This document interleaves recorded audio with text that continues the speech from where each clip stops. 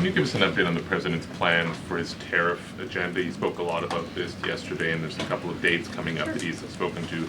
Number one, February 1st, he's alluded to both the potential for tariffs for Canada and Mexico, but also China to take effect on those days.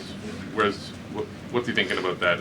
Yeah. Should those countries expect that on the Again, first? he was asked and answered this question this past weekend when he took a lot of questions from the press, and he said that the February 1st date for Canada and Mexico still holds. What about the China 10% tariff that he also had mused about last Tuesday going into effect on the same day? Yeah, the president has said that he is very much still considering that for February 1st. Separately, yesterday he talked also about sectoral tariffs on, for instance, pharmaceuticals as well as semiconductor computer chips. He talked about steel, aluminum, and copper. What's the timeline on those?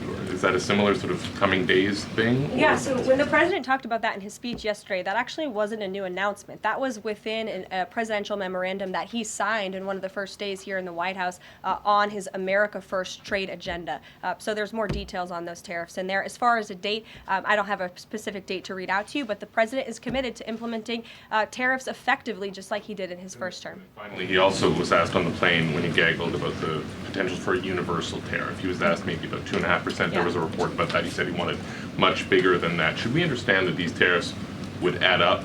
You know, in other words, you might have country-specific tariffs like Canada, Mexico, China. You might have sectoral tariffs like on pharmaceuticals, as well as a potential universal tariff on top of that. Do these stack on one or the other, or would one sort of take precedence over another? All I can point you to is what the president has said on this front. The February 1st date for Canada and Mexico, also the China tariff that he has discussed. He rejected the 2.5% tariff. He said that was a little bit too low. He wants it to be higher. I'll leave it to him to make any decisions on that front.